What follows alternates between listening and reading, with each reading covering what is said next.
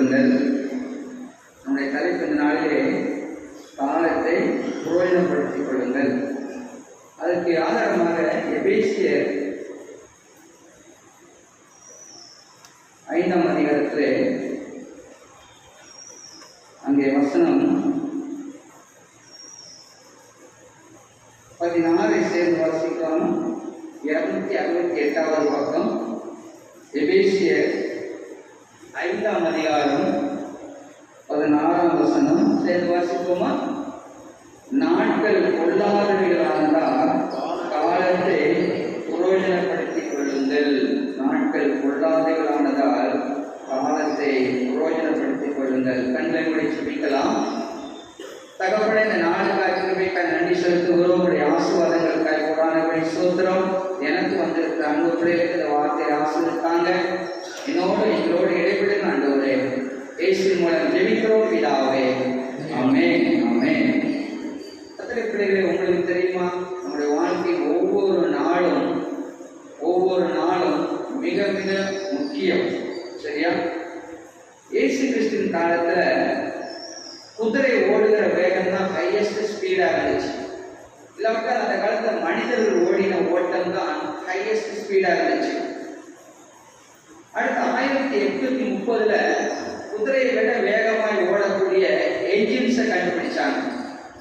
அது பார்த்தீங்கன்னா அதுக்கப்புறம் 1910 மிலிட்ரி ஏர்கிராஃப்ட் 42 மைல 1 மணி நேரத்தில் அது போகும் அப்படி கண்டுபிடிச்சாங்க. பிறகு கண்டவுட்டு கண்டம் போகிற சில ஃப்ளைட்ஸ் அதெல்லாம் பார்த்தீங்கன்னா இன்னைக்கு கூட அமெரிக்கா போனால் 24 மணி நேரம் ஆகும். 33 மணி நேரம் எல்லாம் அந்த ஃப்ளைட்லாம் போகும். ஆனால் அதுக்கப்புறம் ஒரு ஃப்ளைட் கண்டுபிடிச்சாங்க. 33.5 மணி நேரம் போகிற அந்த தூரத்தை 3.5 மணி நேரத்தில் போகிற கன்கார்ட் என்று சொல்கிற ஏர்கிராஃப்ட்லாம் கண்டுபிடிச்சாங்க. இன்னைக்கு பார்த்தீங்கன்னா நிறைய உங்களுக்கு எனக்கும் வேகமாய் போகக்கூடிய பொருட்கள், பைக்கு, காரு, ட்ரெயின், ஜப்பானில் புல்லட் ட்ரெயின், பஸ்ஸு, கப்பல், ஹெலிகாப்டர் என்று சொல்லி மனிதர்கள் வேகமாக போய் இருக்கிறாங்க. ஆனால் அப்படி வேகமாக போய் என்ன செய்ய போறாங்கன்னா தெரியல. நீங்க ரோட்டை நடந்து போன பைக் கற்று நம்மளை தாவி போகுது பாருங்க. காரு அவ்வளோ ஸ்பீடா போகுது. அவ்வளோ வேகமாக போய் என்ன செய்ய போறாங்கன்னு எனக்கு தெரியல. கருத்தை பேர்களே, சங்கீதம் 31:15 சொல்லுது, என் காலங்கள் ஒரு கரத்தில் இருக்கிறது என்று சொல்லி. இது நிறைய பேர் பிரச்சனை என்ன தெரியுமா? இதுக்கு நிறைய பேருடைய பிரச்சனை என்ன தெரியுமா? நேரம் இல்லை. ஏங்க பைப் ட்ரைனிங் விடல, நேரம் இல்லை. ஏங்க சர்ச்சுக்கு வரல, நேரம் இல்லை. கதிரை போய் இன்னைக்கு ஏன்பா சாப்பிடல, நேரம் இல்லையா?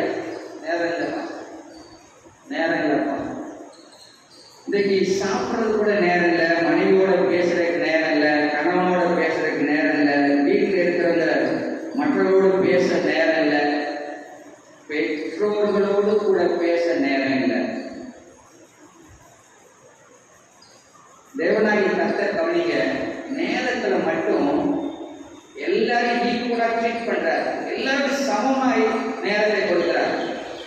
பாத்தீங்கன்னா ஒரு நாளைக்கு நம்முடைய அக்கௌண்ட்ல எல்லாருடைய அக்கௌண்ட் பணக்காரன ஏழையோ ஆண்டவர் போடுற அமௌண்ட் 86,400 செகண்ட், இல்லாவிட்டால் 24 மணி நேரம், இல்லாவிட்டால் 1440 நிமிடம். வாரத்தில் மொத்தம் 24/7 போடுங்க. ஒரு வாரத்துக்கு 168 மணி நேரம் ஆண்டவர் நமக்கு தருகிறார். எவ்வளோ பெரிய சயின்டிஸ்டா இருந்தாலும் ஒரு நிமிஷத்தை அவனால் கண்டுபிடிக்க முடியாது. ஒரு நிமிஷத்தை அவனால் சேவ் பண்ண முடியாது. யாருமே நேரத்தை சேர்த்து வைக்க முடியாது. ஆனா அந்த காலத்தை, அந்த நேரத்தை பிரயோஜனப்படுத்திக் கொள்ள முடியும். அதைத்தான் இன்றைக்கு நான் பார்க்க போறேன். பிள்ளைகளே, இந்த காலத்தை, நேரத்தை நீங்க நான் மீட்கலாம். we can redeem our time. என நாட்கள் கொள்ளாதவனாலதால் காலத்தை பிரயோஜனப்படுத்திக் கொள்ளுங்கள் என்று சொல்லி வேதம் நமக்கு சொல்கிறது. பிள்ளைகளே, பார்த்தீங்கன்னா 2 Corinthians 6:2 சொல்கிறது. 2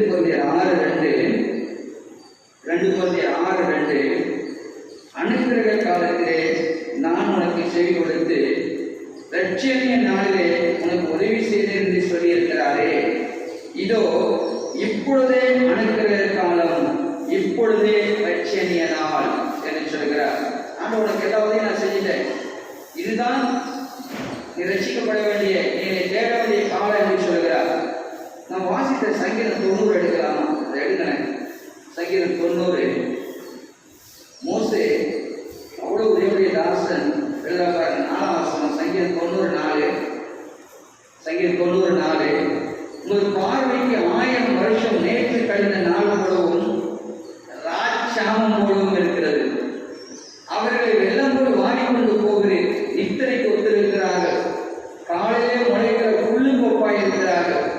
அது காலையிலே முளைத்து பூத்து மாலையிலே அறுப்புண்டு உலர்ந்து போம். அப்படித்தான் நம்முடைய ஜீவிய நாட்டில் இருக்கிறது. நாங்கள் உங்கள் கோபத்தினால் அழிந்து உங்கள் உக்கரத்தினால் தலைங்கி போகிறோம். எங்கள் அக்கிரமங்களை உங்களுக்கு முன்பாகவும் எங்கள் அந்தரங்க பாவங்களை உங்கள் முகத்தின் வெளிச்சத்தில் நிறுத்தினேன். பாருங்கள் 9ஆம் வசனம், எங்கள் நாட்கள் எல்லாம் ஒரு கோபத்தால் போய்விட்டது, ஒரு கதையை போல் எங்கள் வருஷங்களை கழித்து போட்டோம். 10ஆம் வசனம் சேர்ந்து வாசிக்கலாமா? எங்கள் ஆயுசு நாட்கள் 70 வருஷம், வெள்ளத்தின் வெயினால் 80 வருஷமாயிருந்தாலும் அது மேன்மையானது, வருத்தமும் சஞ்சலவுமே. அது சீக்கிரமாய் கடந்து போகிறது, நாங்களும் வறந்து போகிறோம். 12ஆம் வசனம் சேர்ந்து வாசிக்கலாம். நாங்கள் ஞான இதயம் உள்ளவர்களாகும்படி எங்கள் நாட்களை எண்ணும் அறிவை எங்களுக்கு போதித்தருளும். கர்த்தருடைய பிள்ளைகளே, இங்கே சொல்கிறது வெள்ளத்தின் மிகுதினால், சொல்லுங்க, வெள்ளத்தினால் 20 வருஷம், சரி, வெள்ளத்தின 20 ஆண்டுகள் என்று சொல்லி, வெள்ளத்தின 70 வருஷம் என்று சொல்லி, இந்த 70 வருஷத்தை எடுத்துக்கிட்டீங்கன்னா முதல் 20 வருஷம், சரியா? 21 வயசு ஆகுதா? டிகிரி படிக்க எவ்வளவு வருஷம் ஆகுது? 21 வயசு ஆகுது டிகிரி படிக்கிறது இல்ல. இதை வந்து சைல்டுஹுட் இல்லாவிட்டால் அடலசன்ஸ் சொல்லலாம். 1ஆம் வயசுல இருந்து 21ஆம் வயசு எதில் போயிருது? நமக்குள்ள 70 ஆண்டுல 21 வருஷம் படிப்புல போயிருது, குழந்தை பருவத்தில் போயிருது. அடுத்து 20 வருஷம் பார்த்தீங்கன்னா நம்ம தூங்குற ஒரு நாளைக்கு 8 மணி நேரம். கும்பகரண தூக்கத்தெல்லாம் நாங்கள் சொல்லலை. அப்படி நீ தூங்குனீங்கன்னா தூக்கத்தில் போற வருஷம் 20 வருஷம். நம்ம தூங்கியே கழிக்கிறது 20 வருஷம். அடுத்து இந்த கடைசி 5 ஆண்டுகள் இருக்கு பாருங்க, 65லேருந்து 70, அது 7ஆம் வருஷம். நடக்க முடியாது, சாப்பிட முடியாது, செமிக்காது, சுகர், பிபின்னு சொல்லி அதுல ஒரு 5 வருஷம் வீணா போகுது. இப்படி எல்லாம் கழிச்சா மிச்சம் இருக்குது எவ்வளவு தெரியுமா? வெறும் 30 ஆண்டுகள். அந்த 30 ஆண்டுகளில் பார்த்தீங்கன்னா நம்ம சாப்பிட்ற நேரம், வேலை பார்க்குற நேரம், என்டர்டைன்மெண்ட்டு, அப்புறம் டூரு, 3 சிக் ஆகிட்ட இதெல்லாம் கழிச்சிங்கன்னா நம்ம வாழ்றதுக்கு எத்தனை ஆண்டுகள் இருக்குன்னு யோசிச்சு பாருங்க. ஆனால் நம்ம என்ன சொல்றோம்? நேரம் இல்லை. இந்த சங்கீதக்காரர் சொல்றது கூட, கொஞ்ச காலம் தோன்றி மறைந்து போகிற செடியை போல, புகையை போல, பூவை போல நம்முடைய வாழ்க்கை இருக்கிறது அந்த தேவ பிள்ளைகள். எனவேதான் இன்றைக்கு ஆண்டவர் சொல்கிறார், காலத்தை பிரயோஜனப்படுத்திக் கொள்ளுங்கள். இப்பதான் ஸ்கூல் முடிச்ச விதமா இருந்துச்சு. இப்போ நமக்கு இங்கே ஐயா பெரிய அனுபவம் ஐயா இங்கே இருக்கிறாங்க. அதை கேட்டாங்க, எங்கள் அப்பா சொல்லுவார், ஏன்னா இப்போதான் நீ பிரதமாக இருந்துச்சு, என் கல்யாணம் பண்ணி குடும்பமாக இருக்குன்னு அப்பா சொல்லுவார். காலங்கள் அவ்வளோ வேகமாக ஓடுது, காலங்கள் வேகமாக ஓடுகிறது. நாம் எவ்வளவு காலம் வாழ்ந்தோம் என்பதல்ல, நாம் எப்படி வாழ்ந்தோம் இல்லாவிட்டால் எப்படி வாழ்கிறோம் என்பதை முக்கிய கருத்துடைய பிள்ளைகளே. This is not the length of life, but the quality of life. அதோட இயேசு கிறிஸ்து பார்த்தீங்கன்னா ஒரு 33 ஆண்டுகள் தான் வாழ்ந்தார். ஆனால் அவர் சொன்னாரு, I finished my work. அவர் சொன்னார், நான் முடிச்சிட்டேன், முடிந்தது என்று சொல்லும் இந்த இயேசு கிறிஸ்துவால். ஆனால் எவ்வளவு நாள் வாழ்கிறோம் என்பதை விட நான் எப்படி வாழ்கிறேன் என்பது முக்கிய கருத்துடைய பிள்ளைகளே. நம்முடைய வாழ்க்கை வெற்றியாய் முடிக்கப்பட வேண்டும். அங்கே எபிரேயர் 9:27 போட்டிருக்கு. எபிரேயர் 9:27, அன்றியும் ஒரே தரம் அறிவதும் பின்பு நியாயத்திற்கு அடைவதும் மனுஷனுக்கு நியமிக்கப்பட்டிருக்கிறபடி என்று சொல்லி நம்ம கணக்கு கொடுக்கணும். நான் என் நேரத்தையும் பணத்தையும் காலத்தையும் பிள்ளைகளையும் காரியங்களை எப்படி நான் பயன்படுத்தினேன் என்று சொல்லி, பிறந்த நாள் ஒரு நாள் மறிக்கணும், மறித்த நாள் ஒரு நாள் தேவனுக்கு நீக்கணும், நான் கணக்கு கொடுக்கணும். எனவே நீங்கள் நானும் accountable to God, நம்ம ஆண்டுக்கு கணக்கு கொடுக்கணும். காரியங்கள் கணக்கில் வைக்கிற ஆண்டவராக இருக்கிறார். நீங்கள் நான் நாட்டில் பொல்லாதவர்கள் நடந்தால் காலத்தை பிரயோஜனப்படுத்திக் கொள்ளுங்கள். நான் இப்ப யோசிக்கும் நோவாவை நான் பார்க்கிறேன். நோவா பார்த்தீங்கன்னா அவன் ஒரு கீழ்ப்படிகளின் மூலமாக தன் காலத்தை ஆதாயம் பண்ணி கொண்டான். 100 ஆண்டுகள் எடுத்துக்கொண்டான் அந்த வேலையை கட்டுறதுக்கு. கடவுளுக்கு ஆர்கியூ பண்ணல, அவருக்கு ஒரு தச்சுவடை தெரியாது. ஆனால் தேவனுக்கு கீழ்ப்படித்ததினாலே, தன் காலத்தில் தேவன் சொன்னதை செய்ததினாலே அவன் தன்னையும் தன் குடும்பத்தையும் ஆதாயமாக்கி கொண்டான். அதே போல அடுத்து நான் பார்க்கறது மோசே. இன்னைக்கு நான் வாசிக்கல, சங்கீதம் 90:12 அவர் சொல்றாரு, நாங்கள் ஞான இருதயங்களோடு ஆகும்படி எங்கள் நாட்டில் இருந்தும் அறிவை எங்களுக்கு போதித்தரணும் என்று சொல்லி, ஞானம் என்பது கர்த்தருடைய பிள்ளைகளே நமது குறுகிய வாழ்நாளை புரிந்து கொண்டு ஒவ்வொரு நாளையும் தேவ நோக்கத்தை நிறைவேற்றுவதுதான் ஞானமுள்ள வாழ்க்கை. பார்த்தீங்கன்னா மோசே முன்னதாக எகிப்தின் பெரிய செல்வம் அடுத்த ராஜா அவன் தான். அதான் இல்லை, என் ஜனத்தினுடைய விடுதலையாக வந்த பொழுது மோசே ஞானத்தினாலே தன் ஜனங்களுடைய விடுதலையை தெரிந்து கொள்கிறான். அடுத்து நான் யோசிக்கிற காரியாக இருக்கிற எஸ்தர் ராஜாத்தி. அங்கே எஸ்தர்ல 4:14 பார்த்தீங்கன்னா மொர்தெகாய் சொல்றான், உனக்கு ஒருவேளை இந்த ராஜ பதவி எது கிடைச்சிருக்கலாம்னு சொன்னா நம்முடைய ஜனங்களை விடுவிக்கும்படியா. ஆனா நீ இந்த காலத்துல மௌனமா இருந்தா ரட்சிப்பாண்டு கொடுப்பாரு, ஆனா அந்த ரத்தப்படி உன் மேல வரும். இந்த எஸ்தர் ராஜாத்தி ஒரு ஞானம் உள்ளவளாய் தன் அதிகாரத்தையும் தன்னுடைய வல்லமையையும் தன்னுடைய பொசிஷனையும் தன் ஜனங்களை காக்கும்படியாக நேரத்தை அவர் பயன்படுத்தி கொண்டதினாலே பூரி பண்டிகை உண்டானது. அந்த ஜனங்கள் விடுவிக்கப்பட்டார்கள் கருதப்படுகிறேன். விதமாக எழுதுகிற Esther used their position and timing to save the people from destruction. God places us in specific time and places. கடவுள் நம்மளை ஒவ்வொருவரையும் ஒரு இந்த ஸ்பெசிபிக் காலத்துல ஒரு சரியான இடத்துல வைத்திருக்கிறார். எஸ்தர் ராஜாத்தியை போல wise living means using them for his glory. தேவன் உங்களை வைத்த இடத்துல நீங்க தேவனுடைய மகிமைக்காய் செயல்படுவதுதான் ஞானமுள்ள வாழ்க்கை. இல்ல ஆண்டவனை பிரைம் மினிஸ்டர் ஆகட்டும், நாங்க செயல்படவில்லை, என்னை ஒரு சர்ச்சில் பாஸ்ட் ஆகிக்கிறேன், இதுல எப்படி ஞானமாய் நான் ஆண்டவர் மகிமை கொண்டு வர முடியும்? ஒவ்வொருத்தரும் ஒரு இடத்துல ஸ்பெசிபிக் இந்த டைம் காலத்துல இந்த பொசிஷன்ல இந்த இடத்துல வைத்திருக்கிறார்.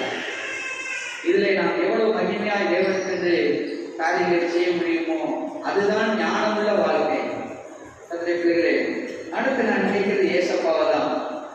Very busy person. இந்த உலகத்தில் இருக்கும்போது எவ்வளவு ஜனங்கள் அப்படியே நீ மாதிரி முடிச்சுக்கிட்டே இருக்கிறாங்க. ஆனால் மார்க் 1:35 சொல்கிறது, அதிகாலையிலே இருட்டோடே வனாந்தரமான இடத்துல போய் ஜெபம் பண்ணாங்க போது. அவ்வளவு பிஸியா இருந்தாலும் பிதாவோட நேரம் செலவழிக்கிறத அவர் விடவே இல்லை. அவருடைய ஜெப வாழ்வு குறையவே இல்லை. A wise life is not a busy one.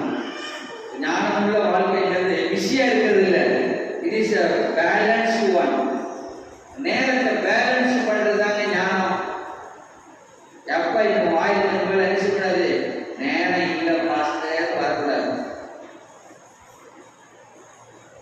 A wise life is not a busy one, it is a balanced one, rooted in communion with God. ஒரு ஞானமுள்ள வாழ்க்கை என்பது எவ்வளவு பிஸியா இருந்தாலும் நீங்க தேவனோடு நேரம் செலவழித்து தேவனுக்குள்ள வாழ்கிற வாழ்க்கை தான் ஞானமுள்ள வாழ்க்கை. ஞானமுள்ள வாழ்க்கை. காலங்கள் பொல்லாதவர்கள் நடந்தால், நாட்கள் பொல்லாதவர்கள் நடந்தால் காலத்தை பிரயோஜனப்படுத்திக் கொள்ளுங்கள். அடுத்து நான் இங்க பார்க்கிறது புத்தி உள்ள 5 கன்னிகைகள். 5 வருஷம் நம்ம படிச்சிருக்கோம் இல்லை, அது மத்திய 25:1-13 வரை இருக்கு. இந்த ஞானமுள்ள இந்த கன்னிகைகள் எக்ஸ்ட்ரா டைம் எடுத்து எக்ஸ்ட்ரா ஆயில் கொண்டு போனாங்க. அதனால அவங்க ஞானமுள்ளவர்களாக இருந்தாங்க. நீங்க நான் எக்ஸ்ட்ரா டைம் செலவழிக்க ஞாயிற்றுக்கிழமை மட்டும் அது 1 hour 1.5 மணி நேரம் சர்ச்சில் போய் உட்காந்து அவ்வளவுதான். அதுக்கப்புறம் திங்கட்கிழமை சனிக்கிழமை வரைக்கும் ஓடுற ராஜா ஓடி குடிக்கிற ராஜா குடின்னு சொல்லி நினைச்சது உலகத்தாரோடு கூட ஓடிக்கொண்டு இருக்கிறோம். இந்த 5 கன்னிகைகள் எக்ஸ்ட்ரா நேரம் எடுத்துக்கொண்டு எக்ஸ்ட்ரா ஆயில் கொண்டு வந்ததுனால ஞானமுள்ளவர்களாய் மாறி போனார்கள். கர்த்தருடைய பிள்ளைகளே, using time wisely means staying spiritually prepared for Christ's return. இதுல எதை சொல்லுதுன்னா, ஞானமுள்ள வாழ்க்கை என்பது எப்பொழுதும் தேவனுடைய வருகைக்கு ஆயத்தமாக இருக்கிறது. என் பேர் ஜீவப்பு செல்லிட்டா இன்றைக்கு ஆண்டவர் அழைத்தா நான் பரலோகத்துக்கு போக முடியுமா? அதுதாங்க இந்த ஞானமுள்ள கன்னிகளுடைய வாழ்க்கை நமக்கு கற்றுக் கொடுக்கிறது.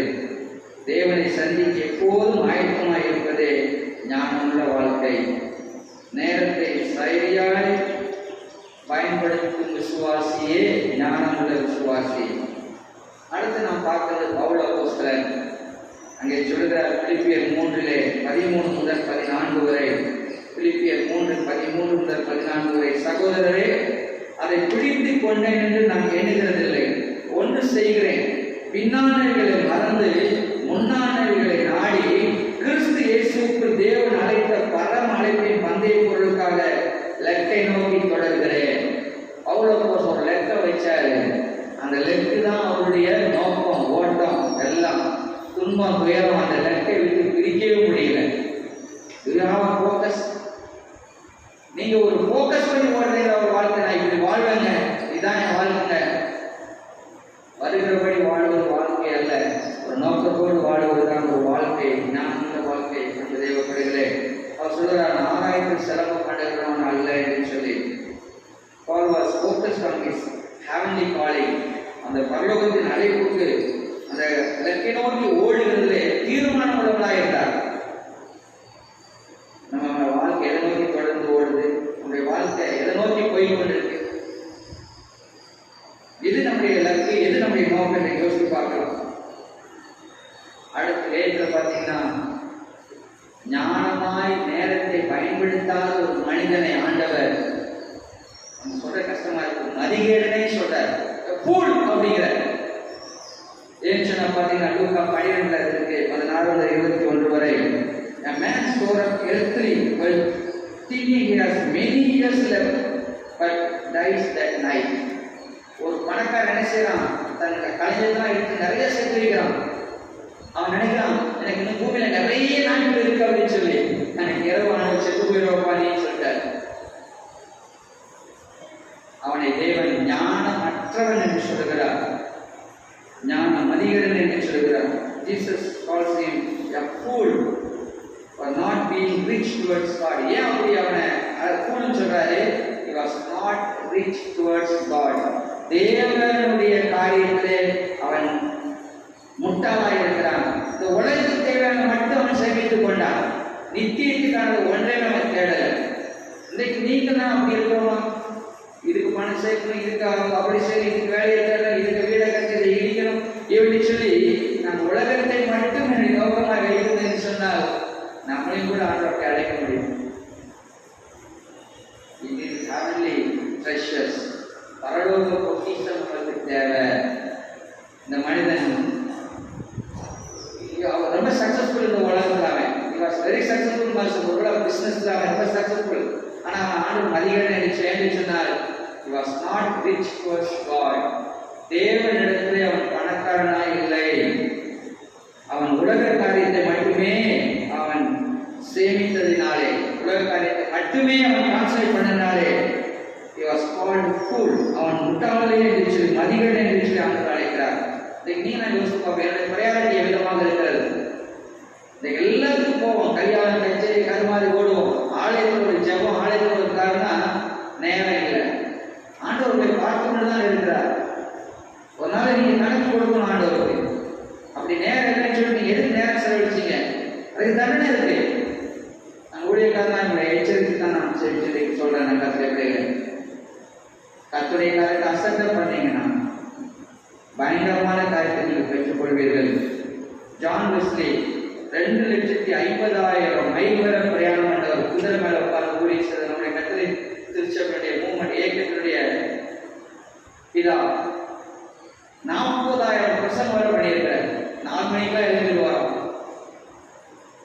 ஜிம் எரியவர் அக்காயத்தில் போய் ஊழியம் பண்ணார். அங்கே 22 வயசுல செத்து போனார். அவருடைய ரொம்ப ஃபேமஸ் கோட் எல்லாருக்கும் தெரியும். அவர் உலக பிரசித்த ஒரு கோட் சொல்லியிருக்கிறாரு, ஒரு பழமொழி, is no fool who gives what he cannot give to gain what he cannot lose. மறுபடியும், is no fool who gives what he cannot give to gain what he cannot lose. அவர் இழந்து போகக்கூடிய இந்த உலக வாழ்க்கையை கொடுத்து இழக்க முடியாத நித்தியத்தை பெற்றுக் கொள்கிறவன் முட்டாள் கிடையாது. இந்த உலக வாழ்க்கை எப்படி ஒரு நாள் இழக்க போகிறோம்? இந்த இழக்க போகிற உலக வாழ்க்கைக்காக இழக்கவே முடியாத நித்தியத்தை பெற்றுக் கொள்வது ஞானம் என்று சொல்லுகிறார். நித்தியத்தை குறித்து உங்களுடைய எண்ணங்கள் என்ன? இந்த பூமியிலே இருக்க போறோமா? ஒரு நாள் எல்லாரும் டாடா பை சொல்லிதான் போகணும். உலகத்துக்கு மேலே மட்டுமே பட்டுதலா இருப்பீங்கன்னு சொன்னா என் மனம் திரும்ப நாட்கள் கொள்ளாதனால் காலத்தை பிரயோஜனப்படுத்திக் கொள்ளுங்கள் கருத்தை பெறுகிறேன். அடுத்து எலிசபெத் எலியட், இந்த ஜிபிஎலியுடைய மனைவி, என் புருஷன் செத்து போனானே அப்படின்னு கவலை உட்கார்ந்து இருக்கிற அதே அக்கா தீர்ப்பு போனாங்க. தன் துக்கத்தை மகிழ்ச்சியாய் மாற்றினால், தேவ மகிமைக்காய் மாற்றினால், அந்த அக்கா தீர்ப்பு நம்ம ஊழியம் பண்ணாங்க. துக்கத்தை தேவ மகிமைக்காக பயன்படுத்தி கொண்டாங்க.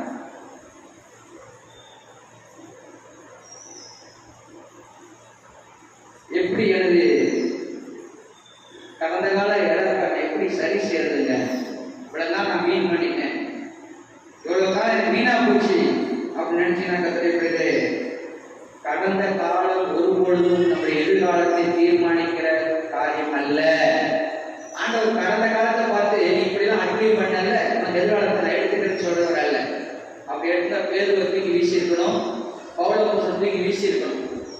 உங்களுடைய எதிர்காலம் நம்முடைய கடந்த காலத்தை வைத்து தீர்மானிக்கப்படுகிறது அல்ல. You can redeem your future. உங்களுடைய எதிர்காலத்தை நீங்க மாற்ற முடியும், அதை நீங்க ஆதாயம் பண்ணிக்கொள்ள முடியும். கத்திரிப்படுகிறேன். யோவேல் 2:25 சொல்லுது, பக்கம் 1061. நிறைய பேர் தெரியாதவங்க பக்கம் சொல்றேன். 1061 எழுத பார்க்கலாம், விசுவாசிங்க. யோவேல் 2:25 உங்களுக்காக நான் வாசிக்கிறேன். யோவேல் 2:25 பக்கம் 1061. நான் உங்களிடத்தில் அனுப்பின என் பெரிய சேனையாகிய வெட்டுக்கிளிகளும் பச்சை கிளிகளும் முசுக்கட்டை பூச்சிகளும் பச்சை புழுக்களும் பட்சித்த வருஷங்களின் விளைவை உங்களுக்கு திரும்ப அளிப்பேன். God is in the business of redemption. God is in the business of redemption. ஆண்டவர் மீட்டெடுக்கிற வேலையில இன்றைக்கும் இருக்கிறார். ஆத்மாவை மட்டும் மீட்டெடுக்கல, உடைப்பட்ட நம்முடைய வாழ்க்கையை, இழந்து போன காரியங்களை மீண்டும் கட்டி எழுப்புகிறவர் நம்முடைய தேவாதி தேவன். நாட்கள் கொள்ளாதவர்களானதால் காலத்தை பிரயோஜனப்படுத்திக் கொள்ளுங்கள். இனி இருக்கிற காலத்தில் தேவன் மகிமைக்காய், தேவனுடைய காரியங்களுக்காய் நீங்கள் அக்கறை செலுத்தும்படியே ஆண்டவர் அழைக்கிறார்.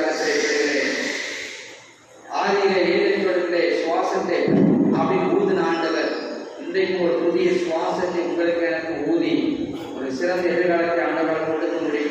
பிள்ளைகளே, எஸ்ஐக்களை வாசிக்கிற உலர்ந்த எலும்புகள் அது உளுத்து போய் பூமிக்கு மண்ணாக ஆக வேண்டிய எலும்பு தேவனுடைய ஆவியினாலே உயிர் பெற்று எழுப்பினது போல நம்முடைய வாழ்க்கையை உயிர் பெற்று எழுந்து செய்ய முடியும். பிள்ளைகளே, வெட்டி கிளிகளால் கடந்த காலத்தை மட்டும்தான் அழிக்க முடியும், எதிர்காலத்தை அழிக்க முடியும். இன்றைக்கு நீங்க நான் மனம் திரும்பி, ஆண்டவரே நான் பூமி குறைகளை தேடி என்னுடைய காலத்தை வீணடிச்சிட்டேன், நான் உங்களுடைய நாம மகிமைக்குரிய தேட போறேன், என் வாழ்க்கையை நீங்க கட்டி எழுப்புங்க, என் வாழ்க்கை நான் ஆதாயம் பண்ணிக்கணும்னு சொன்னீங்கன்னா இந்த வெட்டுக்கிளிகள் உங்களுடைய எதிர்காலத்தை பாதிக்க முடியாது. ஆண்டவர் வெட்டுக்கிளிகளால் பாதிக்க முடியாத இதெல்லாம் அழிச்சதை திரும்ப தருவேன் அப்படின்னு ஆண்டவர் சொல்லுகிறார். கத்திரிக்கிறே ஆண்டவரை நான் செய்யக்கூடாத அதிசயமான காரியம் ஒன்று உண்டோ அப்படிங்கிறார். நேரத்தை ஆதாயம் பண்ண கத்திரிக்கிறே, தேவனுக்கு நேரம் கொடுங்க, நேரத்தில் ஆண்டவருக்கு தசமம் கொடுங்க. ஒரு நாளைக்கு 24 மணி நேரத்தில் 2 மணி நேரத்துக்கு மேல், சரியா 2.5 மணி நேரம் நீங்க ஆண்டவர் கண்டிப்பா கொடுக்கணும். கத்திரிக்கிறே பைபிள் ஸ்டடிக்கு நேரம் கொடுங்க, சரியா? காரணம் சொல்லாதீங்க, எனக்கு நேரம் இல்லை அப்படி இப்படி கதை சொல்லாதீங்க. கர்த்தருடைய வசனத்தை கற்றுக்கொள்ள அக்கறையா இருங்க. கடவுளுடைய காலத்தை அசட்டை பண்ணீங்கன்னா நீங்க அசட்டை பண்ணப்படுவீங்க. தேவ காரியத்தை உதாசனப்படுத்துனீங்கன்னா தேவன் உங்களை உதாசனப்படுத்துவார். உங்களை நான் சொல்றேன் கர்த்தருடைய பிள்ளைகளே, give first priority to God. தேவனுக்கு முதன்மையான இடத்தை கொடுங்க. தேவ காரியத்துக்கு முக்கியத்துவம் கொடுங்க. உங்க பிரேயர் டைமை உண்டாக்குங்க. குடும்ப ஜெப நேரத்தை உண்டாக்குங்க. மெடிடேட் பண்ணுங்க. வேத வசனத்தை தியானிங்க. நான் சொல்லி கொடுத்த தியானம் என்னது? மாடு உட்கார்ந்து அசல் போடுற மாதிரி அதை திரும்ப திரும்ப சொல்றதுங்க. Give time to God. We want to save your time. நீங்க உங்க வாழ்க்கை மீட்டுக்கொள்ள விரும்புனீங்கன்னா தேவனுக்கு நேரம் கொடுங்க. நாட்கள் உள்ளார்களானதால் காலத்தை பிரயோகப்படுத்திக் கொள்ளுங்கள். எவ்வளவு காலம் வாழ்ந்தோம் வாழ்கிறோம் இல்லை, எப்படி வாழ்கிறோம் என்பது முக்கியம். கர்த்தருடைய பிள்ளைகளே, ஆண்டவரே சொல்றார், பகல் நேரம் இருக்கும் மட்டும் என்னை அனுப்பினுடைய கிரியை நான் செய்யணும். யாரும் கிரியை செய்யப்படாத ராக்காலம் வருகிறது சொல்லுகிறார். யாருமே செயல்பட முடியாது. இரண்ட காலம் இருந்து வேதம் சொல்கிறது. கர்த்தருடைய பிள்ளைகளே, யோபு தான் இழந்து போன எல்லாவற்றையும் ரெட்டத்தினே பெறணும். ஏன்னா ஸ்பிரிச்சுவல் மேன், அவன் கடவுளுக்கு பயந்தவன், ஆவிக்குரிய மனிதன், தேவனை தேடுவதற்கு நேரம் ஒதுக்கினவன். பிள்ளைகளாம் ஒன்னா கூப்பிட்டு வழி செலுத்துவான். அவனுடைய விசுவாசம், அந்த ஸ்பிரிச்சுவாலிட்டி எல்லாம் இழந்ததை ரெட்ட தனியாக பெற்றுக்கொள்ளும்படியாக செய்தது. What about your spiritual life? நீங்க ஆவிக்குரிய வாழ்க்கை எவ்வளவு வளர்றீங்க? எவ்வளவு நேரம் செலவழிக்கிறீங்க? 2 மணி நேரம் கடவுளுடைய நேரம். நீங்கள் யோசித்து பார்க்கும் கர்த்தருடைய பிள்ளைகளே, இழந்த ஆவிக்குரிய வாழ்க்கையை ஈடுகட்ட முடியும். உயிர்ப்பிக்கிற ஆண்டவர் இங்கே இருக்கிறார். கர்த்தருடைய பிள்ளைகளே, இழந்தவைகளை பெற்றுக்கொள்ளணுமா? Concentrate on your spiritual life. ஆவிக்குரிய வாழ்க்கையை கான்சன்ட்ரேட் பண்ணுங்க. ஓடி ஓடி சேர்க்கிறது, உழைக்கிறது எல்லாம் வீணா போகுங்க. ஆண்டவர் மதிகரமே சொல்லிட்டார். அவனை அதெல்லாம் ஆதாயம் பண்ணணுமா? ஆண்டவர் நேரம் கொடுங்க. ஆண்டவர் நேரம் கொடுக்குறீங்களா? கொடுக்கலையா? எல்லாரும் நம்ம இழந்து போவோம். நான் உங்களுக்கு சொல்றேன் கர்த்தருடைய பிள்ளைகளே, ஆண்டவரோட பேசாம நேரம் செலவழிக்காம நீங்க நாள ஆரம்பிக்காதீங்க. அப்படி செஞ்சீங்க கிறிஸ்தவனே அல்ல. கிறிஸ்தவன் என்று சொன்னால் கிறிஸ்துவை அறிந்தவன், வேதத்தை அறிந்தவன். வேதத்தை அறியணுமே. 52 வாரம் சர்ச்சைக்கு வந்துட்டு போயிட்டு அவங்களால ஒரு நாள் வளர முடியாது.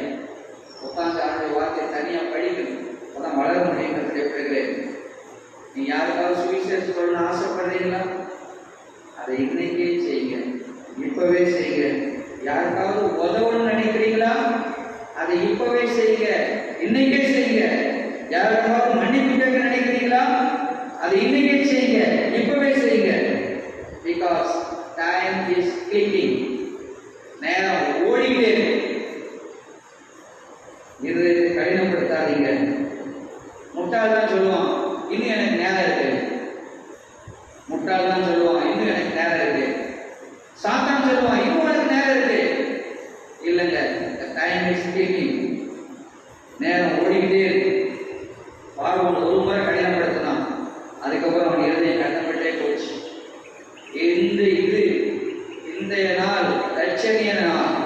உங்க ரட்சிப்புக்கு ஏற்ற ஆத்மாவை மீட்பதற்கான உங்களுக்கு கொடுக்கப்பட்ட நேரத்தை லாபமாக்குகிற நேரம் இது. ஆண்டவர் உங்களை பார்த்து சொல்கிறார், நாட்கள் கொள்ளாதவர்களானதால் காலத்தை பிரயோஜனப்படுத்திக் கொள்ளுங்கள். ஆண்டவருக்கு வாழ்க்கையை இடம் கொடுங்க. ஆண்டவரை தேடுங்க, பரலோகத்துக்குள்ளே தேடுங்க.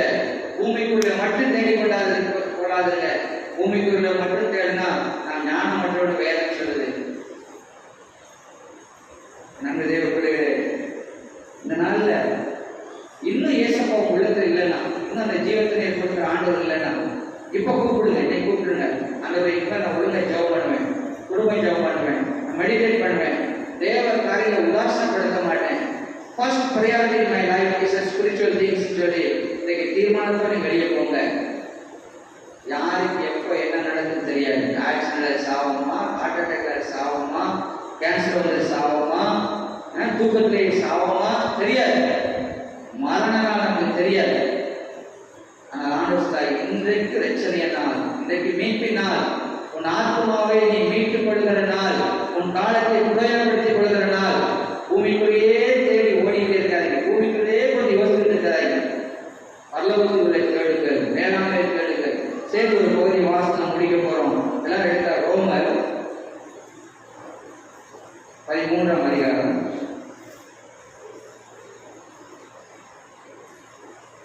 ரோமர் 13ஆம் அதிகாரம். அங்கே வசனங்கள் 11 14 வரை. ரோமர் சேர்ந்து வாசிக்க போறோம். சரியா? ரோமர் 8 பக்கம் 222 222வது பக்கம். ரோமர் 13ஆம் அதிகாரம் வசனங்கள் 11 தொடங்கி 14 வரை. ரோமர் 13:11 தொடங்கி 14 வரை சேர்ந்து வாசிக்கலாம். நித்திரையை விட்டு எழுந்திருக்கத்தக்க வேலையாயிற்றென்று நாம் காலத்தை அறிந்தவர்களாய் இப்படி நடக்க வேண்டும். நாம் விசுவாசிகளான போது ரட்சிப்பு சமயமாய் இருந்ததை பார்க்கிறோம். இப்பொழுது அது நமக்கு அதிக சமயமாய் இருக்கிறது. இரவு சென்று போயிற்று, பகல் சமயமாயிற்று. ஆக அந்த காலத்து கிரியைகள் நாம் தள்ளிவிட்டு ஒளியின் ஆயுதங்களை தரித்துக் கொள்ள கடவோம். களியாட்டும், வெறியும், வேசித்தனமும், காம விகாரமும், வாக்குவாதமும், பொறாமையும் உள்ளவர்களாய் நடவாமல் பகலிலே நடக்கிறவர்கள் போல சீராய் நடக்க கடவோம். தூர இச்சைகளுக்கு இடமாக உடலை பேணாமல் இருந்து கர்த்தராக இயேசு கிறிஸ்துவை தரித்துக் கொள்ளுங்கள். கண்களை மூடி நாம் ஜெபிக்கலாம். எங்கள் அன்பின் தகப்பனே, மனமகிழ்ச்சி நாளுக்காக மீண்டும் நன்றி செலுத்துகிறோம். நாட்கள் பொல்லாதவையானதால் காலத்தை பிரயோஜனப்படுத்திக் கொள்ளுங்கள் என்று சொல்லி வேதத்திலிருந்தும் சரித்திரத்திலிருந்து நாங்கள் படித்தோம். அப்பா, நாங்கள் ஒரு இஷ்ட ராஜ்யத்தையை போல, ஞானமுள்ள கன்னிகளை போல, ஒரு மோசையை போல அதனுடைய காலத்தை நாங்கள் பயன்படுத்திக் கொள்ள எங்களுக்கு உதவி செய்யும். என்னுடைய வாழ்க்கையை எதை நோக்கி ஓடிக்கொண்டிருந்து நாங்கள் பார்க்க முடியாதைக்கு எங்களுக்கு உதவி செய்து வேகமாய் காலங்கள் ஓடிக்கொண்டிருக்கிறதப்பா. இவைகள் எங்களுக்கு நித்தியமானவைகள் அல்ல. என்னுடைய பேர்கள் ஜீவபுஸ்தகம் எழுதப்பட வேண்டும். பரலோக வாழ்வே நித்தியமானது. நாங்கள் பூமிக்கு தேடி அதிகடனே பேர் பெற்றுவிடாதபடி பரலோக காரியங்களை தேடி உடைய காலத்தை ஆராய்ச்சி பண்ணிக்கொள்ள எங்களுக்கு உதவி செய்யும். எல்லா ஆசீர்வாதத்தையும் நாமத்தில் பெற்றுக்கொண்டோம் நன்றி செலுத்துகிறோம். நேரத்தை யாரெல்லாம் இயேசுவே எனக்கு வாழ்க்கையில் வாழும், நான் இன்றைக்கு தீர்மானிக்கிறேன், ஆவிக்கிற வாழ்க்கையே வாழ்க்கை முக்கியம் என்று சொல்லி தீர்மானித்தார்களோ இப்பொழுது எங்களுக்கு தீர்மானத்தை நடைபெறுக்க உதவி செய்யும்.